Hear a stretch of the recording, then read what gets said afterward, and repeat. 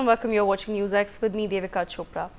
Passenger plane Embraer 190 was on its way to Grozny in Russia when it met with a fatal accident in the oil-rich city of Aktau in Kazakhstan. As many as 42 people have lost their lives, including both the pilots and one cabin crew member. Authorities have revealed that 29 people, however, have survived the deadly crash. They are now undergoing treatment in Aktau hospitals and are receiving extensive care from the team as well as residents who have been voluntarily showing up to donate blood. However, the situation is grief-stricken. There are many bodies that have been charred beyond recognition. Many family members of the passengers still do not know whether their loved ones are alive or have passed away. Although the initial report of a bird strike as the reason for the crash was put out, Ukraine is blaming the Russian Defense Forces for the crash. Before we go on to further news that has come in, let me bring in our guests into the conversation as well. I have with me on the broadcast Group Captain Dr. M.J. Augustine and Major Sudhakarji as well. Let me begin with Group Captain M.J. Augustine. Ms. Augustine, I want to understand from you, from your perspective, some of these theories that are now being put out, that the crash was the result of a Russian missile attack on this passenger aircraft. What is the basis on which this can perhaps be confirmed? There is no basis, absolutely, because anything that happens between two warring nations, there is always, in the fog of war, as well as in an attempt to put the other country down. This is a normal thing that many people, warring nations do. There is, looking at the shrapnel, holes that I looked at, in fact, I tweeted about it also. Some of the holes are curling outwards. If anything that has hit from inside, the hole should be curling inwards. So there is a lot of doubt as to post-crash.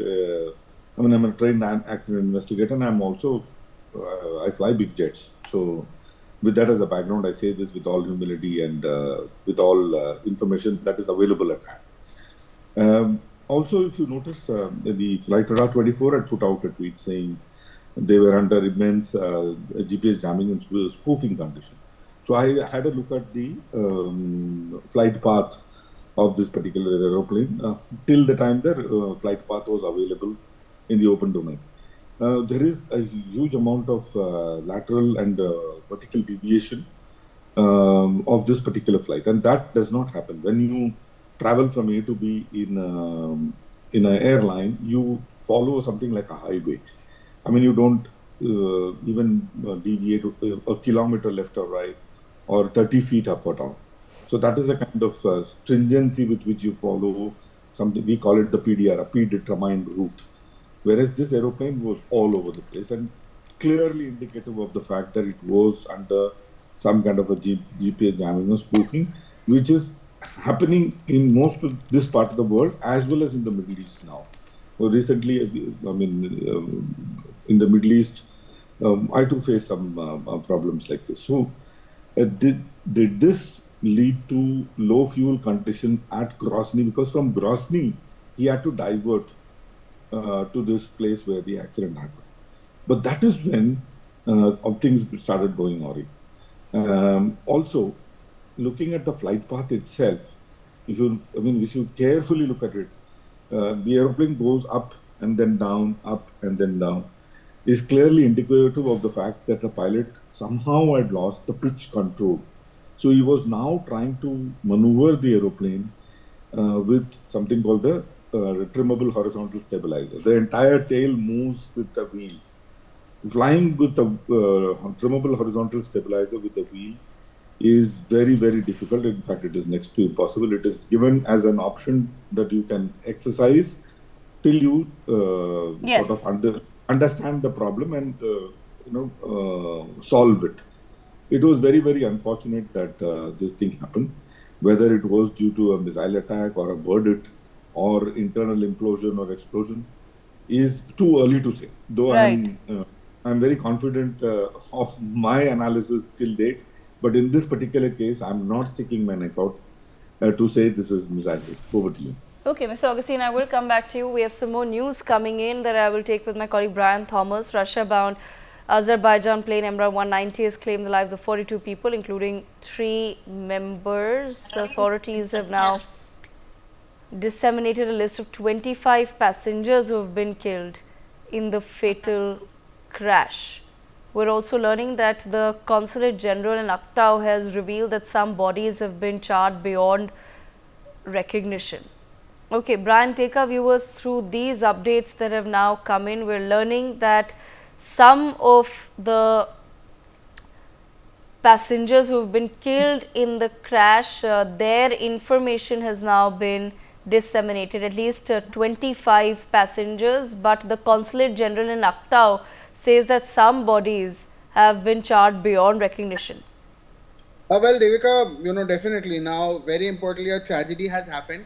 And now Azerbaijan's Consulate General in Aktau, who is Aykan Suleimani, has said that the bodies of those who perished in the unfortunate plane crash that has happened now are unfortunately unrecognizable. Very importantly, also, he also, confirmed that an investigation into the crash is also ongoing. The matters are going on. And he also noted that the remains of the individuals whose identities have been also confirmed will be repatriated to Azerbaijan, and says that regrettably some of the bodies remain unidentified, and says that they are following medical necessary medical procedures, and also these will remain to be sent to Azerbaijan as well. And very importantly, he also, rather Devika, very important to note as well, he also highlighted that a team from Azerbaijan's Ministry of Health and the Prosecutor General's office is also closely monitoring the very situation and the hospitalized survivors also, and further explained that the DNA analysis also would be required for some victims, and even there were specific medical procedures also that would be conducted rather to identify those who are in unrecognizable condition as well. Devika. Stay on with me, Brian, because we're also learning that according to a statement issued by the Ministry of Emergency Situations in Kazakhstan, identities of 7 people who've been killed in the plane crash have also been further established by their family members.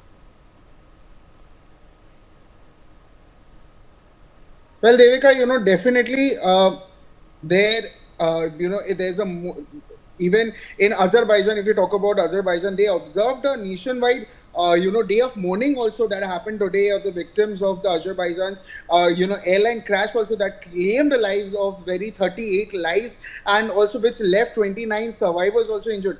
Very importantly, when investigation is also, are continuing going on, there was speculations also that is going on about the cause of the crash also that is still unresolved. And even now the Embraer 190 aircraft that was en route from Baku, Azerbaijan to, Grozny in Russia, that happened on day before yesterday. It was diverted under unclear circumstances and crashed during this very unattempted landing that happened in Aktau, Kazakhstan. And then it crossed the Caspian Sea, and the crash, which is the very crash site, which was located around 3 kilometers, which is 2 miles from Aktau, and was marked also by a fiery impact. There were videos also. Then we are showing you, we are seeing that there were which showed the very plane also in steep descent mode. And even talking about Azerbaijan also, there were national flags also that was lowered. There was a moment of silence. There were relatives also who were there, and also there was a moment of silence that was also observed at noon also, with signals from ships, trains. Even very importantly at Azerbaijan also, the traffic also came to a halt, whereas a nationwide unrest also happened, where citizens also paid their homage, their respect, and even the president also himself, when he was said, he also refrained from speculation, stating that worsening weather conditions that happened had forced the flight to divert to Aktau as well. Devika. Okay, all right, Brian, stay on with us. According to a statement issued by the president of Azerbaijan Airlines, the bodies of the deceased will be delivered to the respective countries within the next 2 days. Brian, take our viewers through the details. Very importantly, the president clearly stated that yes, when he was speaking also, he said that yes, the weather conditions are there, and says that yes, it will be 2 days when the bodies of the deceased who unfortunately lost their lives at the plane crash, they will be delivered to the specific places. And even meanwhile, also very importantly, Viveka, the Russia Civil Aviation Authority also suggested that a bird strike also might have caused the ongoing emergency situation that prompted this very situation. And but yes, it's a word by the very president also that says that yes, Kazakhstan, the citizens also have come forward to donate the blood of the victims also, and even to the fact that the wreckage that happened, and the president has clearly said, where this whole world also is left in shocking, he clearly stated that in 2 days of time, within just 2 days of time, the bodies of the deceased will be, given to their, or rather handed over to their families as well. Okay, Brian, stay on with us. Sources tell NewsX that as of now, 11 injured passengers have been admitted to the ICU and 3 are in critical condition. Brian, what's the latest that we're learning as far as the passengers are concerned?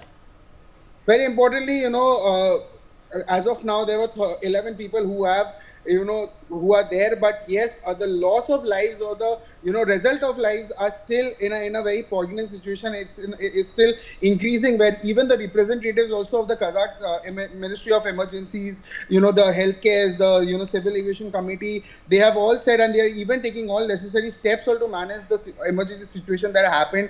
There were financial, financial assistance also given, and very importantly also, it says that the plane crash that had 67 people on board, which included 62 passengers and 5 crew members. Among them, there were 38 people that lost their lives, and while yes, there were 29 who were also receiving the treatment, and even there was a briefing also of the Transport Minister of Kazakh, who detailed the casualties among the passengers, said that there were 37, Azerbaijanis, among which 23 were dead and 14 survived. Among them, there were 18 Russians also among them. There were 7 dead and 9 survived, and 3, Kyrgyz nationals also, all of whom survived, and tragically, all 6 Kazakh nationals on board died, while 3 out of 5 crew members also survived the very, unfortunate plane crash that happened. Absolutely. Brian, stay on with us. Let me bring in our experts and panelists back into the conversation. If I can now bring in Major Sudhakarji as well into the conversation. Major Sudhakarji, I'm going to request our crew to put out this video that I have on my touchpad. Okay. Some of the visuals of the wreckage that have now come out, and I'm showing one of those. There's also, of course, now conspiracy theories doing the rounds, but I want to understand from your expertise. It is being said that there was some sort of shrapnel that entered the fuselage of the aircraft from the left and exited from the right, and there are, like I said, it shows from the visuals of the wreckage a lot of some larger holes, but a lot of small holes as well. There's another video that's doing the rounds, which is from inside the aircraft itself, wherein you can see, viewers, that the oxygen masks have come down, but there was running commentary on this video, and someone has recorded something really sharp that has hit the aircraft, which the passenger claims is from the left side and then exited from the right side. There are some passengers who also claim that once they reached out for their life jackets, they saw some sort of shrapnel on it. Major Sudhakarji, like I said, these are just theories at this point in time, but would a bird attack of sorts really, or some sort of an accident with birds really cause this sort of damage mid-air? Devika, good evening. Thank you for getting me to your show. Compliments to the previous co-panelists, especially very accomplished fighter pilot amongst us is the group captain Augustine, and any amount of praise and compliment would still fall short. He deserves to have the last say. He's got a lot of experience in investigating such kind of disasters. Now, the narrative which you have shared, Devika, if you allow me, I would like to dilate, because my friends are also belong to some of these areas who have done NDC course with me. One is in touch with them. So there are some inputs, additional inputs which have come to me in addition to what you have just shared. You're quite right, absolutely. Bird hit possibly at the moment cannot be taken as one of the causes of this disaster. It could be. Let's not discount any. But along with the bird hit, what I have been told, or the inputs which are actually flowing into me, it could be like Group Captain Augustine said, it could be spoofing the GPS jamming. Jamming is in order. Why it is actually emerging as one possible factor is, You see, in any kind of aviation disaster, it could be a technical issue, it could be a man-made issue, it could be weather-related, it could be communication-related, or it could be something which is not known, like external factor. So, allow me to touch firstly the external factor. If you see the flight data track recorder, they call it, I don't know, in Air Force, Augustine will be able to throw some light on this. Some track recorder, radar 24, they call it. The aircraft was seen the last by the radar over an area called Dagestan. And after Dagestan, the track recorder has actually missed the aircraft, doesn't show its presence on the radar for almost about an hour. Thereafter, it has reappeared while it was actually, going for landing. Thereafter, it has crashed. So this sequence has to be understood. So where is it that the aircraft actually went missing? Did it stray towards the western Kazakhstan or towards the war zone over which there is a conflict on? Or was it a drone which had been launched by Ukraine? There is a suspicion also on these issues that a drone had been launched by Ukraine towards Russia, and the Russian air defense forces were trying to engage the drone, and the aircraft suddenly appeared. So therefore, and the third, the most important thing also which has come to me from one of my sources, these are not credible, they cannot be authenticated, but it is quite possible. It says that there is an oxygen cylinder, there is an explosion of an oxygen cylinder in the cockpit, leading to the fuselage, bursting into pieces. So possibly it could be. So what made the oxygen cylinder, explode in this manner? Was it the aircraft which was shot from some kind of an external kinetic means? Possibly, in my opinion, it is too premature to actually come to any conclusion. Preliminaries have suggested that it possibly has actually strayed into a war zone, and in the war zone, there has been some some kinetic projectiles have actually penetrated into the aircraft from one side and gone out from the other side. These are all speculations at the moment, and that has actually led to a kind of a disaster. It has gone out of communication. It has gone into a spectrum or an environment where the electromagnetic spectrum had been blacked out. It has been jammed completely. So aircraft was totally out of communication, whether it is radar or with ATC. So these are the few deductions that come to my mind based on what you have shared and what my friends have actually shared with me. I did not unfortunately find anything substantive coming out in the open media. This is purely based on my experience. I have only joined the dots, and I heard the panelists. I'm trying to give my assessment overall. So let's wait for a couple of more days. As far as the deaths which have occurred, I have also been party to investigations in many an occasion during service period. It's very unfortunate that such a mishap has taken place. The bigger issue which is coming to my mind is that yes, it has happened. There are many people who have died. Very unfortunate. Our condolences and praise to the bereaved families. But the fact of the matter is, can such kind of mishaps be avoided and prevented in future? If yes, will the global body responsible for such aviation disaster take note of the issue and make sure that such things do not recur in future? Back to you, Devika. Okay, I want to bring in Group Captain Augustine in the conversation as well. So I want to understand your thoughts on this entire shrapnel conspiracy theory that's also now doing the rounds online, wherein of course Ukraine has made some serious charges. They say that it was a Russian missile, and with the wreckage that has been found of the aircraft, I want to understand from your experience and expertise, what do you make could be the possible cause for the damage that was found on the aircraft? So the question, Devika, and I must explain how a surface-to-air missile or any projectile hitting an aircraft works, and that is very important for us to understand. No missile, none of the missiles designed to take out an aircraft is designed to hit the aircraft. Very, funny but true. When an aeroplane flies like this, the missile is supposed to come closer, and the moment it senses the proximity of the aeroplane, the warhead goes out, explodes, and creates some kind of an umbrella. So this umbrella is a rotating umbrella, and these are very small projectiles. So this is called the proximity fuse. The proximity fuse explodes the missile. The missile creates some kind of an expanding umbrella metallic flower kind of a thing, that is the one which goes and hits the aircraft. No missile is designed to hit the aircraft. So that is how a surface to air missile works, or any projectile trying to bring down an aeroplane works. And the reason is you want to have high rate of success for the missile to bring down an aircraft.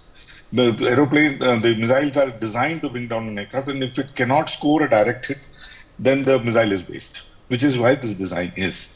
So if you look at the entire exploding pattern on the tail, that is why I said, when I looked at the entire exploding pattern on the tail, it should have, because the aeroplane is moving and the umbrella is created like that, it should have a sharpnel entry exit, which should be oval. Most of the missile hit that I have seen in life, which I've seen many, the puncture wound on the aeroplane is oval in size, and in this one it is circular. And in some, when I put it through my software, and I saw the curl is outwards. So these are the two things that is telling me that there is a possibility. Once again, I'm not saying with conviction, but there is a possibility of some kind of explosion that has happened from inside to outside rather than outside to inside. A. B, it was going towards Grozny, which was the destination, isn't it? From A to B. But from Grozny, why did it have to divert? So that, and also if you look at the tweet that came out, Grozny was under fog. There's a lot of fog. He tried landing there, very experienced pilot, by the way. He tried landing there, and multiple times he attempted to land, he could not land. And that is when he diverted.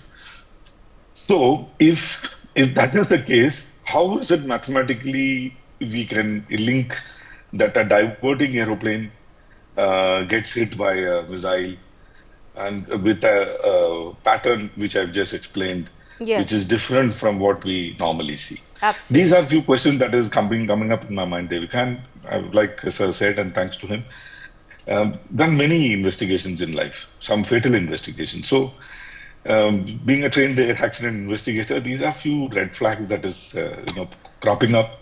Truth, Devika, let me tell you, and to the viewers, will take at least a year or two to come out. And by then, we would have lost steam on this particular accident. So what we discuss right now is going to be in the environment for a long time. And one of the thing that we are discussing right now is going to be the truth. Over to you, Devika. Absolutely. Very interesting. Very interesting thoughts coming in there from our experts. We have some more news coming in. We've been told that emergency teams in Azerbaijan are actively involved in Aktau, and they're offering psychological support and medical aid, of course, as the rescue operation continues after the tragic plane crash. I want to bring back Major Sudhakarji. Major Sudhakarji, it's very rare, sir, in a plane crash for there to be survivors. And in this particular crash, there are 29 survivors at least. It's expected that possibly the number could go up, but we're not sure of that. How crucial could be the testimonies then of the survivors in really piecing together what has happened? Devika, very interesting question you have raised. I must compliment you for that. You see, I'm keeping my fingers crossed. Having seen many aviation disasters since one service career, you see, it has always been the fatalities have kept on going up. I only pray to God that it doesn't happen in this case. Now, as far as the testimonies that you are talking of, you see, the passenger inside the aircraft, he will not be able to join the dots, give a comprehensive narrative. It is the black box, the layman's, commonly we talk about that, the black box which has got all the stored data. Yesterday, Wing Commander Bakshi was explaining there are two different mechanisms existing inside the aircraft which record the technical and the conversation, the communication aspect.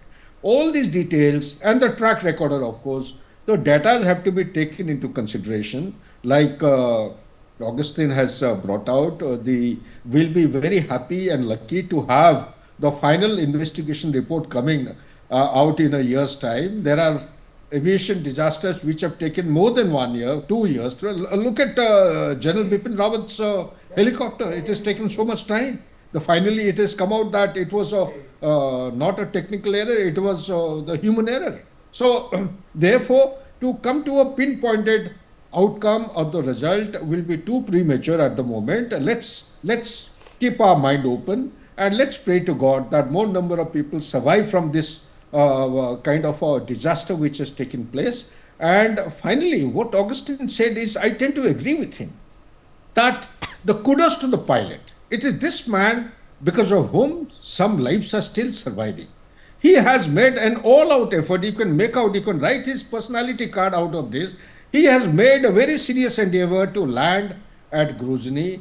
He has thereafter tried to navigate through very dense fog. He had disappeared from the radar, yet he has tried to maneuver and navigate and come back to the screen, the radar screen. He's got out of the electromagnetic that spoofing wala zone, and now he's tried to land. It is a remarkable, I think, if we have to compliment anyone, it is this pilot who needs to be complimented and given kudos. As always, the pilots, they always take the blame, as also people forget to compliment them when people survive in such kind of disasters. Last but not the least is that if the aircraft could not land at Grozny, this is just a speculative theory.